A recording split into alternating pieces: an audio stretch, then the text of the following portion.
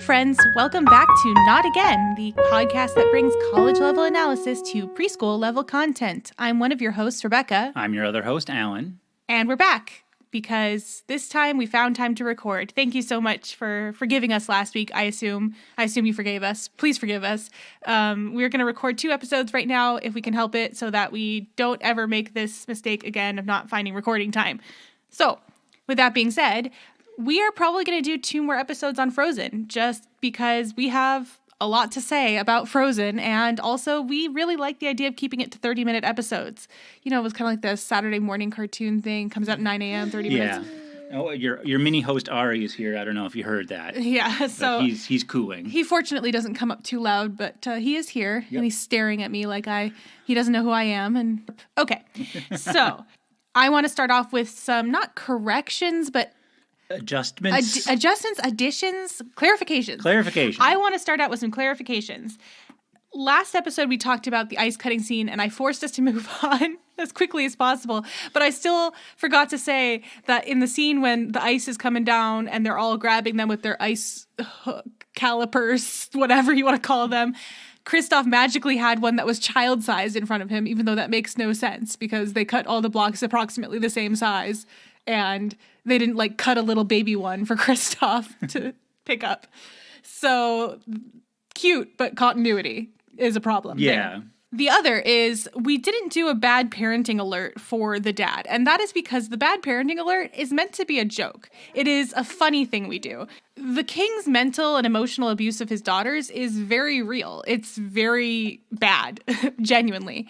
Yeah, and the mental tampering and all of that. That's real trauma stuff, not a joke. Yeah. Right. So we don't want to put our joke sting, our musical sting in for something that's very real. So technically that was bad parenting, but we didn't want to do the kind of jokey alert for it. And that, of course, is not for our last episode, but our 2 episodes ago Frozen episode. Just assume that that's what we're talking about and not my random podcast that I hope you liked. And if you didn't, it was short. So that's that. So those are the clarifications. Now we are able to move on. I don't know if I'm going to do it previously on because, we'll see. But we did talk about the first part of Frozen all the way up to Elsa's coronation. Elsa is going to be queen. I think there are some fun facts about her, like she's the oldest Disney princess and she's the only Disney princess to become the queen in the movie, something like that, making her all of 21 or something like that. I mean, they're always way too young. My favorite is Entangled when she's like, I'm 18 now, so I know everything I want in life. And I definitely thought that when I was 18. But as a 30-year-old, I'm like, oh, sweet child. Yeah, how old is Ariel supposed to be? Like 12? 16. Oh, okay. In the original story where her fin was sliced open by the sea witch instead of, just giving her legs, she might have been even younger than that. But she's 16 in The Little Mermaid. And of course, I always love that meme that says, you know that you're an adult when you start agreeing with the parents in Disney movies. But that was the first one where I was like, Daddy, I'm 16. And it's like, yeah. You're going to go on land and marry a prince. It's like, you need to do your algebra homework. Ocean algebra. Yeah, and I'm going to go, not only that, but I'm going to go marry this dude who appears to be twice my age and whom I've never spoken to. So that sounds like a good idea. Anyway, we're not talking about The Little Mermaid. The point is that Elsa is queen. But my next question was, she's at this coronation ceremony. Everybody's sitting in this church, I guess. There's a choir. There's a pope-looking dude. He's got a hat. Bishop? Sure, some sort of... He's got the pope hat. He's got some sort of religious power, but an orb or something. I assume he's not the pope, though. The holy hand grenade, right? Or whatever He's got the holy hand grenade, but I don't think the pope is in charge of coronating people in wherever they are. Arendelle, which is either a city or a country. Kind of city-state-esque. City-state. It's so small. Yeah, nobody lives on the North Mountain, so the country is an uninhabited mountain and a city, like a port city with tradable goods. So many tradable goods. Right. So that's neither here nor there. The question I have is, does the Pope-looking dude know about Elsa? Because he gently reminds her to take off her gloves, which that isn't indicative of he definitely knows. It just seems like he's being kind to her because he knows that she doesn't want to take them off. The problem is that she then freezes over the holy hand grenade and the staff and puts them back on the pillow when she's done. And that ice is gonna be noticeable. I have a question about the gloves thing. Are you not coronated if there's clothing in between you and the holy hand grenade? Like, is it skin on holy hand grenade contact that makes you the queen? If a child is baptized not in a white robe, are they not baptized? I don't know.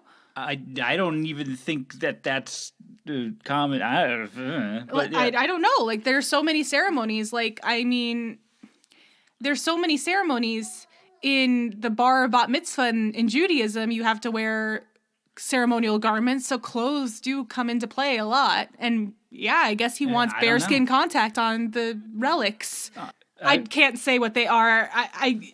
It's possible Disney did research and stuff. They might be real things for some country or something, but to us, they're just the holy hand grenade and the stick. All right, I got it on Google here because I always hold my phone while we're talking anyway. Yes, where notes are. I mean, Google automatically filled it in after a while.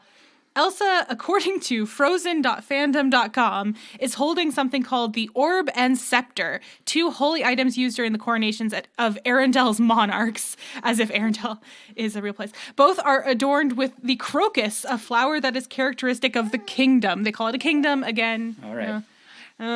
It's a pretty small, whatever you want to call it. The Orb and Scepter were featured during at least 2 coronations, those of King Agnar and Queen Elsa. They are also depicted in a portrait of Agnar's coronation. Everyone knows this. Orbs used in coronation ceremonies had religious undertones in that they represented Christ's dominion over the world. It's quite a religious thing to put in a Disney movie. It seems like they did a bit of research, although there's nothing in this wiki about them being, copies of some other ceremony or something like that. Like native to this particular country or whatever. Like Denmark or something. But no, it's, that's where Hans Christian Andersen's from, right? Denmark? Oh, goodness, okay. Why are you asking me? All right. The Sovereign's Orb is a piece of coronation regalia. It was created for the coronation of Charles II in 1661 from the royal goldsmith Robert Viner. It is made of gold, sapphires, rupert, blah, blah, blah, blah, blah. So maybe they did a little bit. It's a shiny ball. Orb and Scepter. Great. So that still doesn't answer the question if the Pope guy knows about her powers, because he either knew about them because he's a trusted religious advisor, or he's about to know about them. I mean, I guess by the end of the day, everybody knows about them. So there's only a little bit of lead time on that. He was thinking about pulling her aside after the ceremony, and then he was like, "Oh, never mind. Everybody knows now. There's no reason to." It's like, "Are you a witch? I am vaguely religious." I imagine after Elsa runs out that the Pope dude comes in after all the kerfuffle to talk to her, and he sees the mess and he's like, "Oh, excuse me, never mind. I'm just gonna duck right back out here." Or he seems like you got it covered. Okay, so he goes after the ceremony. He doesn't mingle. He's a man of the Lord. Sure. Of Disney. I don't know, whatever the Disney religion is. And so he just goes back to church and prays on it for a while. Like, should I tell people? What should I do? And eventually he decides, I'm going to tell everybody that she's got powers. So he turns around, he goes to the reception and goes, "Guys, I don't know how to tell you this. I think the queen has ice powers." "Yeah, we know. Everybody saw the ice." They point to the giant frozen spikes.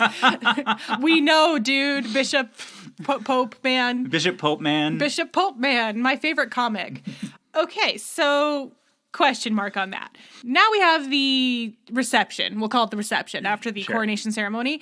Elsa is standing at the head of the room in her garish outfit. Sorry, it's a bit clashy.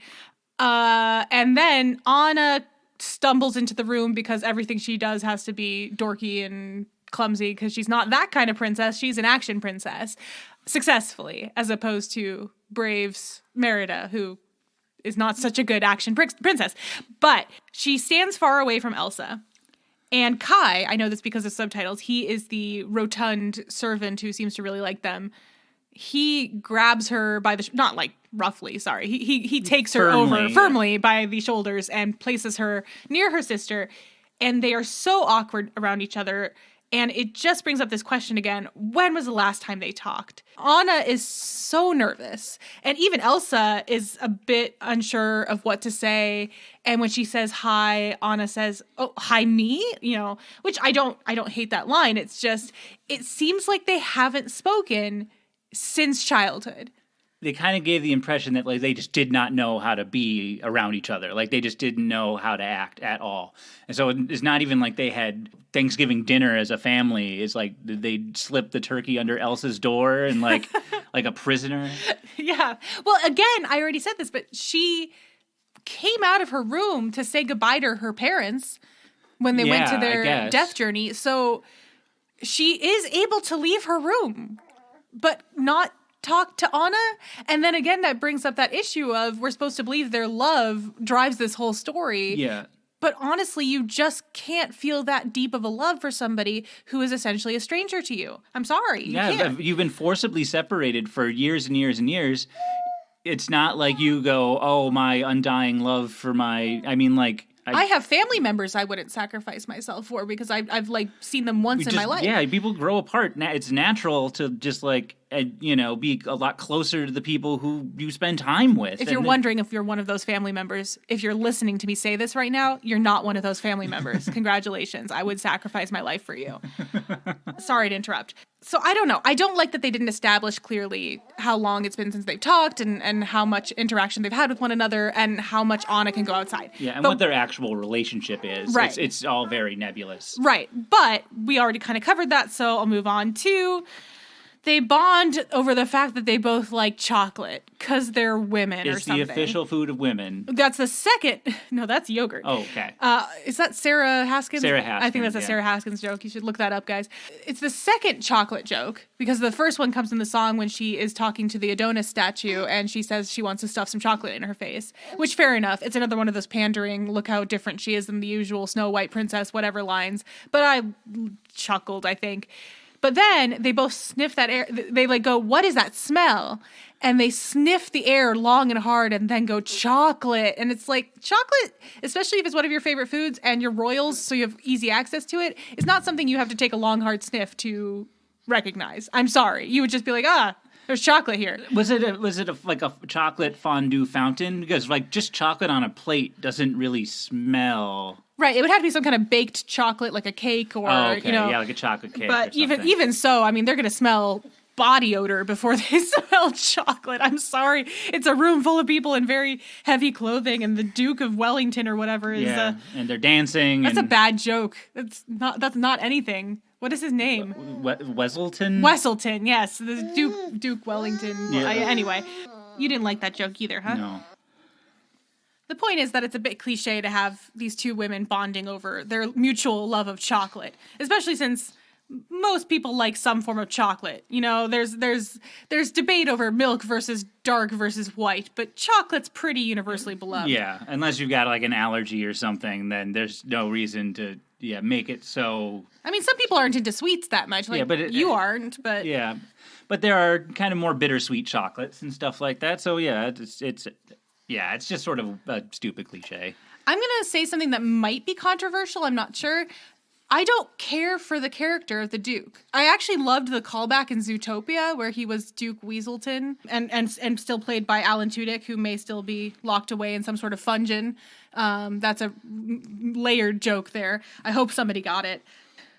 I think he has to be there as sort of a red herring villain. He does, but I didn't like how hard they went into his caricatureness. You know, the toupee comes off and he dances around going like a chicken with the face of a monkey, I fly. And on top of that, Disney Pixar seems to have a real problem with short people.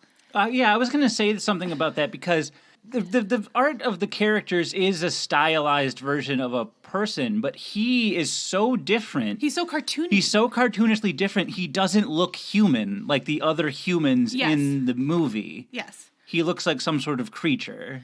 And the other thing I was going to say is I think that they just love the kind of metaphorical juxtaposition-y look at this person is so short, but they have so much power. Isn't that funny? They're small, but they have big power, big personality, and it's done. And in the meantime, you're really just being kind of awful to people who are shorter.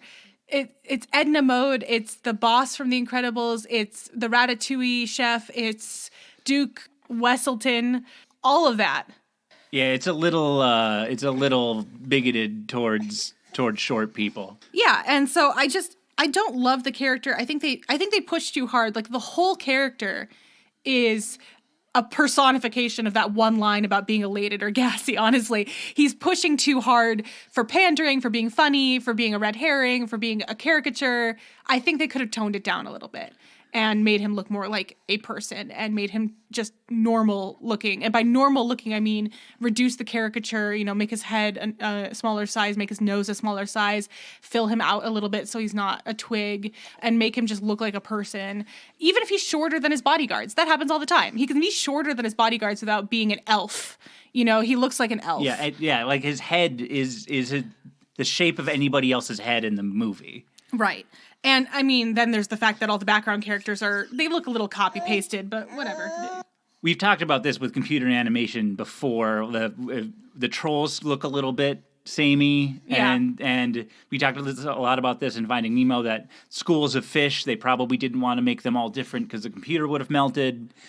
And so, yeah, the background characters, the bodyguards, the people at the party, they're all a little copy-pasty is a good way to say it. Yeah. So here's where I want to clarify something, especially if you listened to the Bex to the sequel episode that I posted last week. The Duke does work as a red herring, despite the fact that it's almost an identical situation to what I talked about with The Incredibles 2 and Wonder Woman in one slight way. Well, maybe a couple slight ways, I should say. One is that in The Incredibles 2, we knew we were looking for a villain because even though they said, here's the screenslaver, we knew that wasn't their real name. We knew there's a person behind the mask, and so we're looking for who is that person. So using a villain persona as a red herring doesn't work because we know we're looking for a secret villain, so to speak. Whereas in this movie, not only are we used to Disney having just kind of a villain, as I said last time, he looked like the Disney villain, the evil queen, the stepmother, the witch, all that kind of stuff. But we also don't know we're looking for a secondary villain. We are given him to hate and think that he's the villain, and he wants tradable goods so badly that he doesn't value human life. And then we are surprised when there's a secondary villain. So it works. He is an effective red herring. The thing is, I mean, we talked about this 2 weeks ago. We didn't really need a villain. The central conflict of the movie was that Elsa's gaining control of her powers. And the danger that needed to be resolved was that her powers were causing this winter and things were getting worse. And so the finale, when they solved the problem of the frozen heart, would have been the same conclusion without, a guy with a sword. That was just there for kind of like Anna's character more than anything else. Anna's character development more than anything else, because she needed to learn that true love comes in many forms and isn't something found at a party in one night. And this is how you feel about your the true love of your sister. But that wasn't actually what it said. It's just true love for your family, for your sister was the actual thing.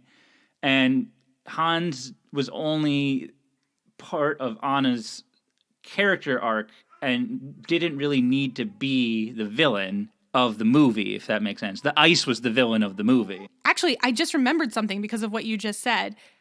I read/heard somewhere that Elsa was supposed to be the villain of the movie. That's how the actual Snow Queen story goes, I think, is that the Snow Queen is the villain.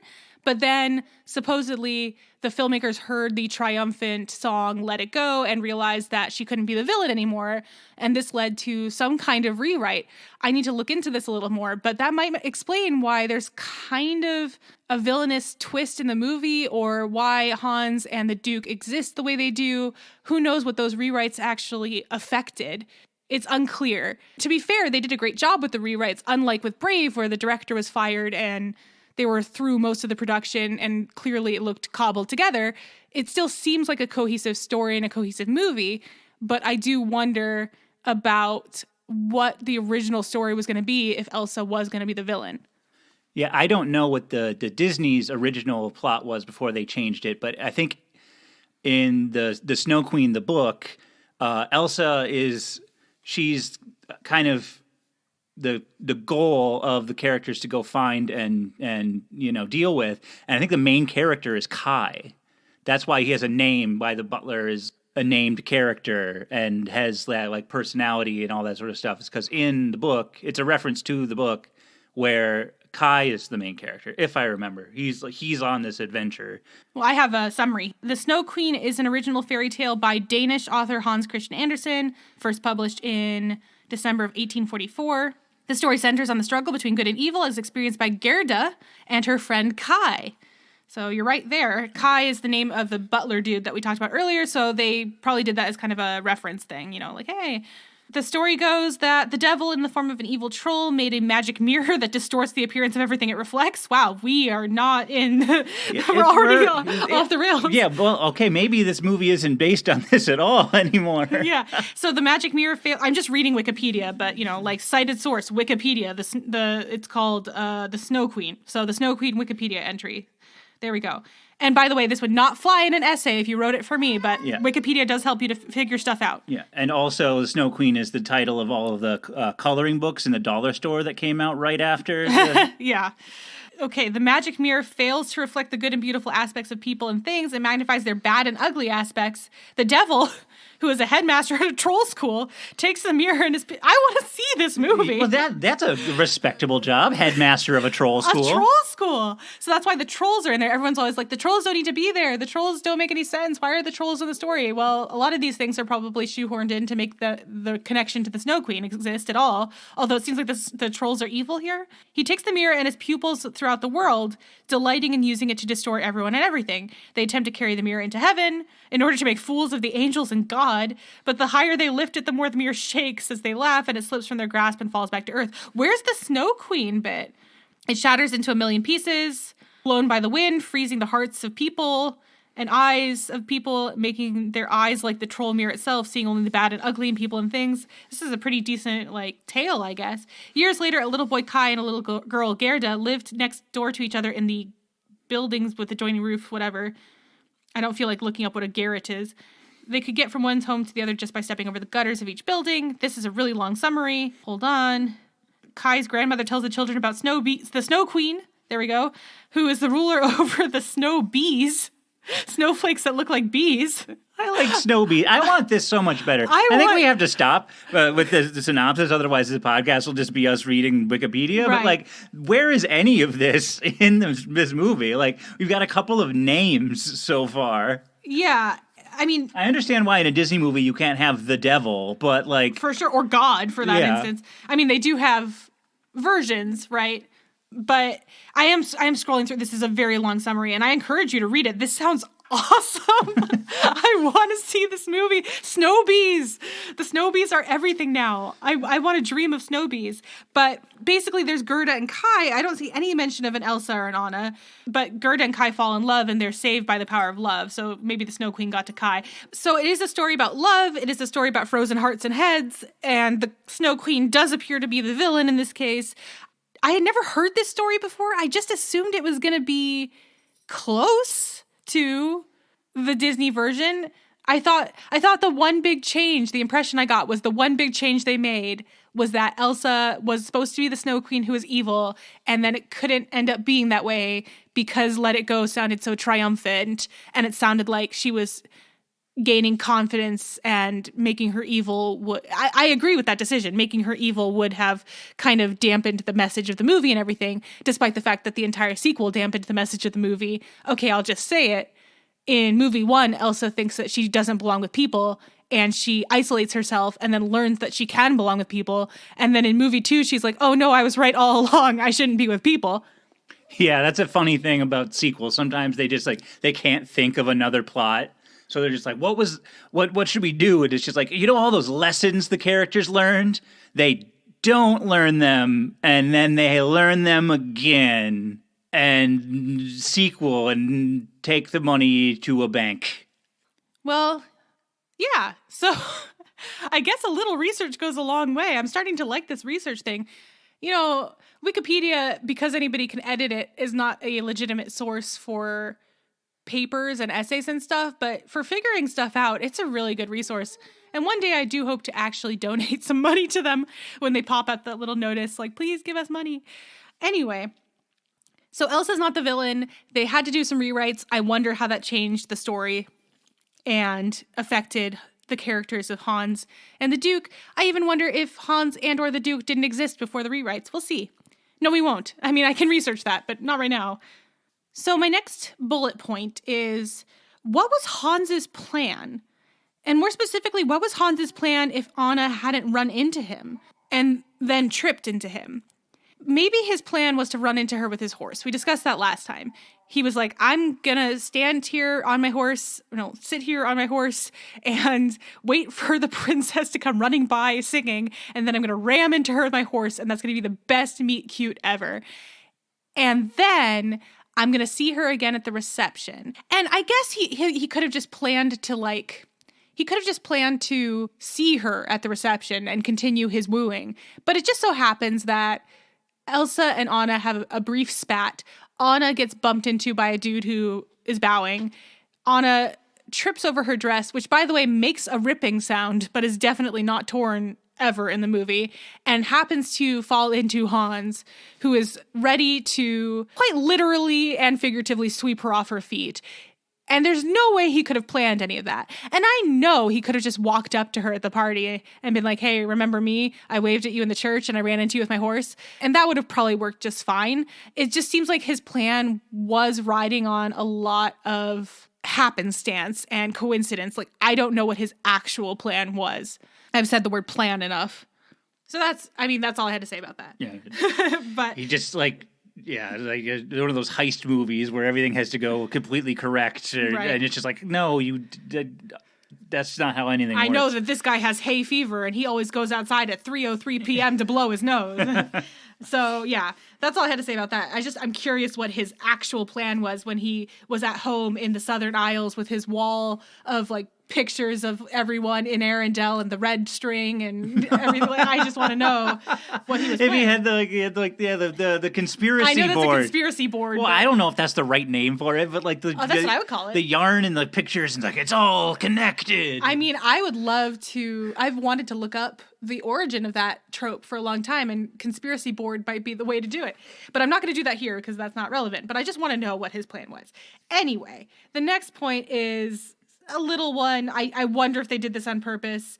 He has 12 brothers. That makes him number 13. 13 is traditionally an unlucky number.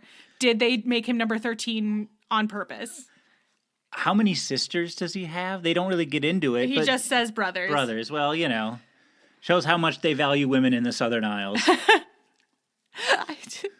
They purposefully don't have daughters, or they don't care or to they mention don't them. They don't even talk. They don't even mention them. He might have sisters. Yeah, he might have sisters. He might not. His poor mother. But of course, there's that joke. Who said it that they wouldn't have gotten to son number 13 without using Hans already? Oh yeah, Hans would have been son number 1 or 2. Hans is their 13th son would have been Jaboobly or something. They would have definitely ran out of names. Yeah, I assume they named him Hans because Hans Christian Andersen, although so this is another thing, he does end up being the villain, but maybe he wasn't always supposed to be the villain because they named him after the author. I don't know, but they named him Hans. And yeah, the last thing that I want to say for this episode, no, never mind. Oh my God, are those all my points? This might be a 40-minute episode. Okay, I'm going to leave that in just Episode 3 might just be a lightning round. Yeah, me genuinely noticing how much I have left. Maybe we're going to do 4 parts on Frozen, maybe not. I don't know. We're just going to talk for a while longer. So this is a part I like. Remember how I said I was going to say about something? Yeah. In the song... Hold on. Love we are about to love. Love is an open door. Love is an open. Yes, there we go. That's something different. We are about to is something else. Yes. Love is an open door. Anna says, I've been searching my whole life for someone like you, right? Something like that. Yeah. I've heard the song a million times and yet it just flew out of my head. But she says basically, I have fallen in love with you. Hans replies in song form, because it's so cute, right? He replies, I've been searching my whole life to find my own place. And he gestures not at Anna, but behind him. They're standing on a balcony. So he gestures behind him at Arendelle. And I love that touch because he says right there in the song, I was looking for a place to call my own. I am taking your city. / city-state slash kingdom. Mountain, yeah. I just like the subtlety of that because it was obviously supposed to be construed as, I feel like my place is with you. But he doesn't say he's been searching for love. He doesn't say that he feels like he's found his match in Anna. He says he's looking for a place and gestures behind him. And that's like the first of two subtle Hans gestures that I was really proud of myself for noticing. And the other one will come up later, probably next episode. I wonder how much of Ari in the background is audible right now. So that's all I wanted to say about that. My next point is, I know Elsa was taken by surprise with the whole marriage proposal thing, and she had every right to be. I appreciated that this movie was a little bit of Disney self-awareness, where they talk a lot about how marriage shouldn't happen immediately, and love shouldn't happen immediately. So I understand she was taken by surprise. She should have still known that a flat-out no would not go over well. I think that there's a couple of different ways she could have done it. Yes, she did try afterwards to talk to Anna alone, but by that point, she's already got Anna's hackles up. She should have said, can we discuss this in private? I want more details. Lulled them into a false sense of security until she could have gotten them away from the party. Or she could have said that this is a bit sudden and I don't want to say no, but how about you live with it for a month? And if you still want to get married then I will bless the marriage. If you truly love each other, then waiting a month shouldn't matter. And if it turns out that, well, don't even say anything negative, because as soon as you hint that it could turn out badly, they'll be like, oh, you don't believe in us, right? Anna's got this kind of naive ingenue thing going on for her, so she would immediately be like, no, it's true love. So Elsa should have played along with it, but said, wait it out a month. Now, given that Hans might not have shown his true colors or whatever in that month, maybe she would have ended up blessing a marriage and then getting murdered by the villain or whatever. I understand it all worked out well in the end, but I don't think her response was very measured or well thought out. And yeah, I'm going to criticize her for that because she's queen now and she's got to think these things out. So we were talking a little bit about Hans's plan earlier, but his plan is to just stab Elsa at some point. That's his whole plan. And he does try that at the end, or a slash, I guess, with his sword. But, his whole plan is, just to kill her. And he doesn't seem dissuaded by the fact that she has really powerful magical powers. He doesn't, take a step back and go, I wonder if it's going to be more difficult to do the killing now that she can stab me from a mile away with a flying icicle. He just goes nah, my plan's still perfect. I'm definitely just going to do it this way. No adjustments are necessary. Yeah, I mean, it always goes back to Hans's plan. What was his plan? So plan number one. No, hear me out. Okay, plan number one was to seduce Elsa. And yeah, somehow he got the impression that maybe she was unseducible, but say that he did that. He was going to seduce her, marry her, and then kill her. And as we'll learn later, people are surprisingly ready to hear him say that a royal has died unexpectedly and not question it at all. But still, I feel like that would have been a little bit difficult for him to wrangle. Then his plan changes to marrying Anna. And then I suppose he said he was going to plan something to kill Elsa so that he would become king. But would he also have then found a way to kill Anna? Because at that point, I feel like people would have gotten suspicious. So I don't really know if he thought this through, which is maybe why some of his brothers always make fun of him. Anyway, Hans has a bad plan and he is a doofus, but that's fine. Yeah, I know we're not going in order, but I wanted to add something from towards the end of the movie. They tie Hans up and throw him on a ship back to the Southern Isles and say, we'll see how his 12 older brothers deal with him, which is not how they would actually do it, but you can't have a public execution in a Disney movie. So they just send him back to his brothers to see, so that they'll take care of him. But why would they be upset?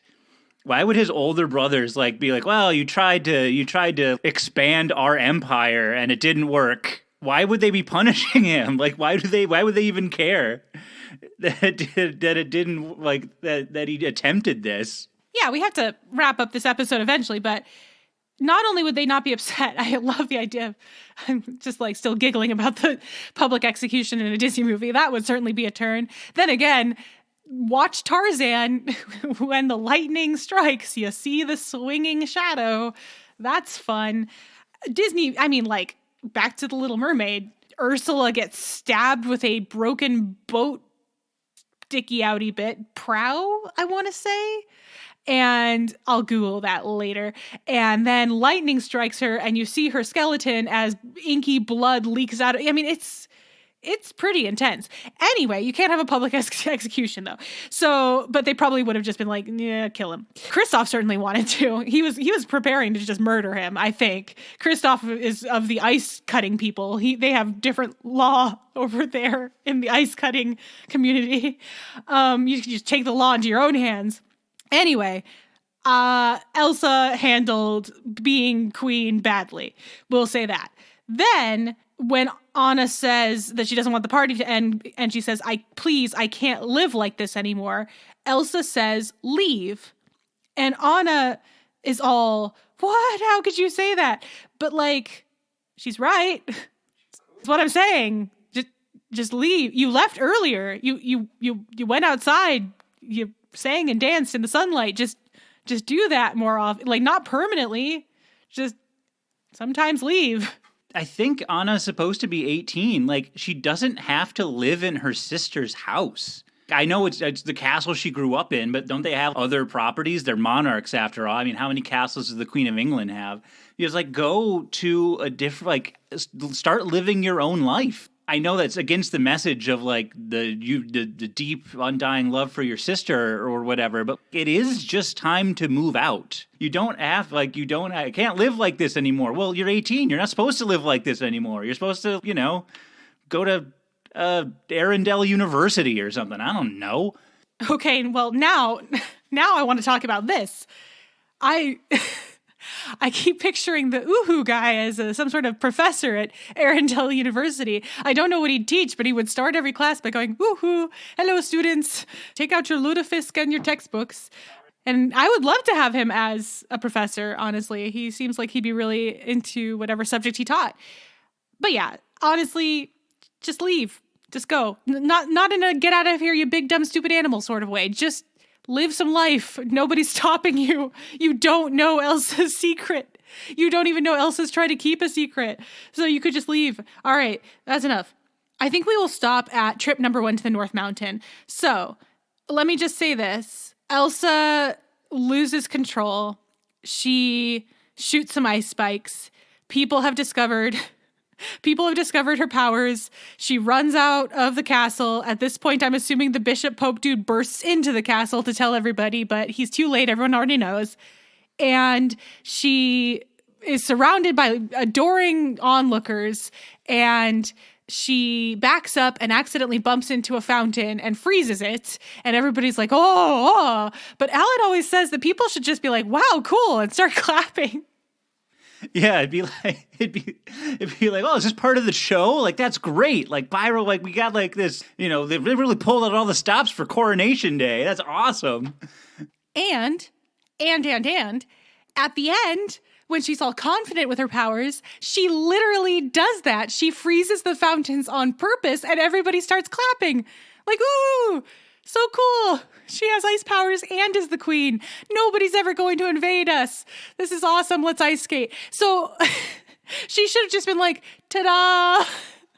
And then sure, like the Duke would have yelled at her and run outside and been like, I hate you. But everyone else would have been like, hey, that's our queen, and probably like beat him up and stuff. So I think that's second bad queening alert there. You could have played this off. I feel like I'm going to edit in a bad queening alert. It's Coronation Day. Elsa's supposed to be 21 years old today, and she's still like cries and runs away when there's a problem. Like she's the queen officially. These are her subjects. Have a little self-confidence, man. Just be like, gaze upon your new ruler and my magical ice powers. Like the don't look at me and running away thing. I guess it's just been so ingrained into her over all these years. But why, stay away from me. Don't look at me. I gotta get out of here. And it's like, you rule this place, lady. Like, so none of that cool confidence comes. And honestly, we can blame that on her upbringing, which was her father telling her that her emotions were bad and wrong and then dying. So she never got a chance to emotionally mature, and it will take a little bit longer. And hey, like I said, I empathize. I took a little bit longer than most to emotionally mature as well. So she runs away.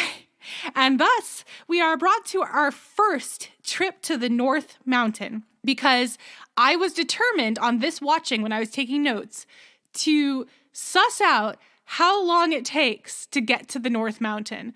And I have come up with zilch, as you will see. The first trip to the North Mountain is Elsa on foot in one night, I think, because when Anna goes to look for her, it's still nighttime. She's on her horse, and then it cuts from Anna to Elsa walking up the slope of the North Mountain. It seems like it's the same night. So Elsa runs across the fjord and ices it up, starting this eternal winter, whatever. And the next time we see her, she is walking up the North Mountain. So trip number 1 is Elsa on foot. It took her one night approximately to get there on foot. And we see Arendelle from later, later Kristoff and Anna are on their way to the North Mountain, and they look down and see Arendelle in the distance. So it's not the farthest away. There is it's conceivable that it could be a short trip, but on foot, even for a snow queen who doesn't mind the cold does not bother her anyway. It seems a little bit unbelievable that she would make it there on foot in one night. But that is our first piece of evidence of how long it takes to get to and from the North Mountain. Elsa got there on foot in one night. And we have been talking for longer than 30 minutes. I guess we just have so much to say about Frozen. And with that being said, we will find a way to finish talking about Frozen, even if it means doing a lightning round on the rest of my notes next time. We're going to record that before that episode airs, so we won't have any more oopsie daisies. And thank you for coming back, hopefully, and listening to us overanalyze children's programming. If this is your first episode, I encourage you to go back 2 episodes and listen to our first Frozen episode. And of course, just, listen to some other stuff as well that we have done, knowing that we stumbled a little bit out of the gate as we started this podcasting thing, but I like to think got better. So thank you for coming and listening with us. And thank you for helping us to maintain our marbles for one more week. We really appreciate that. It's helping us. It's helping our mental health, and we're having a lot of fun, and we hope you are too. That being said, if you'd like to reach out to us and tell us how much fun you're having, or tell us some thoughts that you have about what we said, or maybe something we missed, you can reach us at NotAgainPod on Twitter, or you can join our little Facebook group, which I'm hoping will just kind of continue to grow. I know Facebook is evil. I honestly wouldn't create a Facebook group if I thought that there was another option that would work just as well. But unfortunately, Facebook kind of became Facebook, and every other social media that tried to crop up after that. I could go on a long rant about this, but for the record, I don't really approve of Facebook or anything that is going on with it. It's just like the most convenient option I had for creating a group for our podcast. So that being said, if you're willing to do that, we would love to have you. It's a place to share thoughts about parenting, about children's programming, about nostalgia. As long as you keep it PG and polite, we're happy to have you. You can find us at facebook.com/groups/NotAgainPod. And of course, all these links, as well as the links to my social media and our support sites, are in the description, so I won't bore you with those anymore. Until next time, friends, I'm Rebecca. And I'm Alan. And we'll see you later. Bye, friends. Bye.